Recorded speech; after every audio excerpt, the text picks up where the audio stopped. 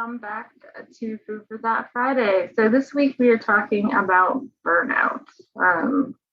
Crazy going into the July 4th weekend. Hard to believe that we're here.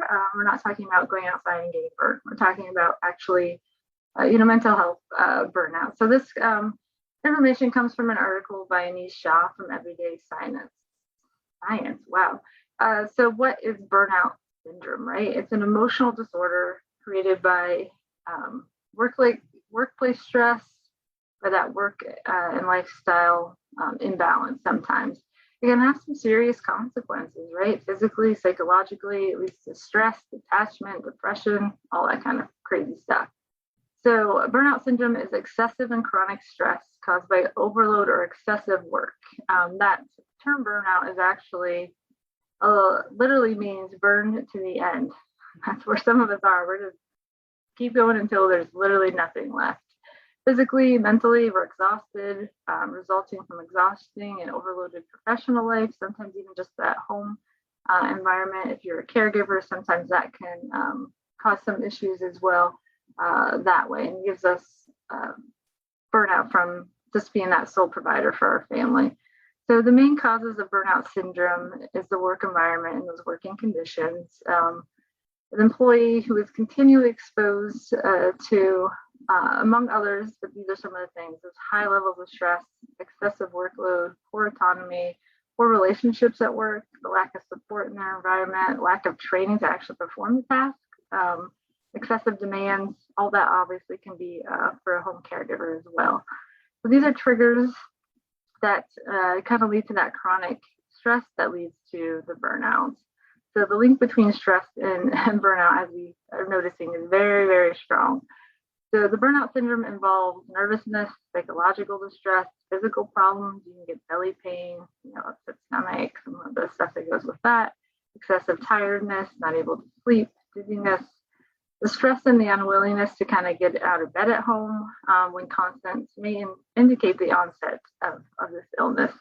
Some other symptoms: excessive physical and mental tiredness, a frequent headache even, changes in your appetite, insomnia, difficulties concentrating, that feeling of failure and insecurity, and even low self-esteem.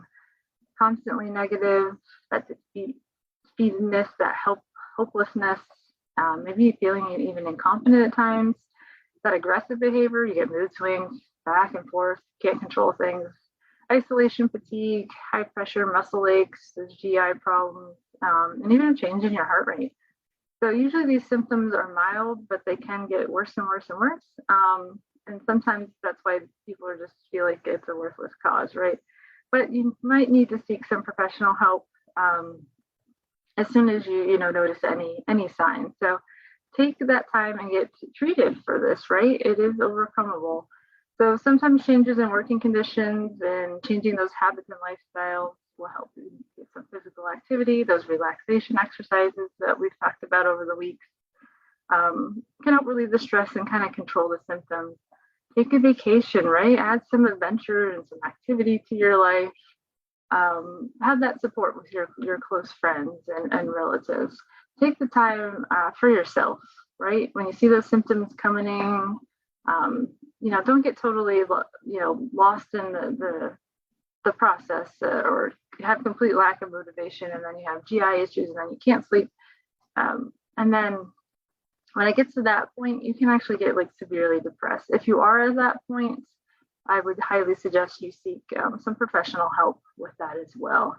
So you want to recognize burnout and do something about it. But the best thing to do is prevent it, right?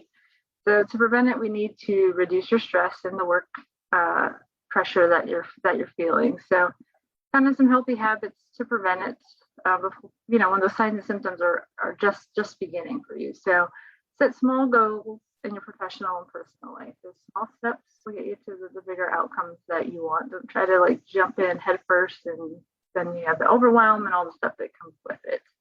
Participate in those leisure activities with your friends and families. Whatever's there that needs done, still going to be there. Go enjoy yourself, especially in the summer, July 4th weekend. Go enjoy yourself. Do activities that get you out of that daily routine too. Go for a walk, go out to the restaurants now that everything's opening, go to the movies, or just go sit outside, go find something different to do. Get you kind of out of that rut. Avoid contact with negative people. This one can be a big one. If they're constantly complaining, especially about work or others, it's like a cancer. It just brings you down with it. Talk to someone that you trust about these feelings too.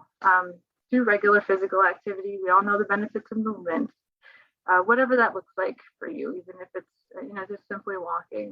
Some people, we like to clean to get some of that stress out too.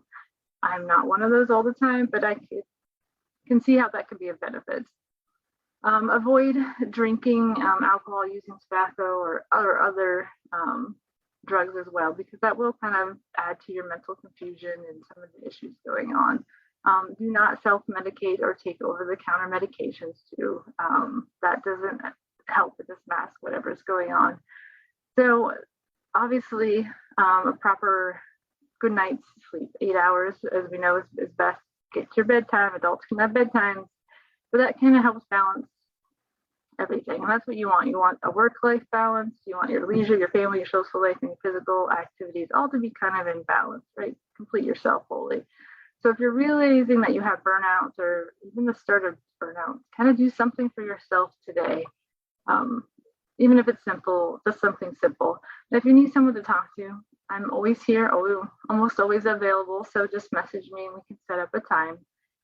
But hopefully these tips to helping and kind of the symptoms, you'll notice and recognize some of this stuff. So thanks for joining me today for Food for Thought Friday.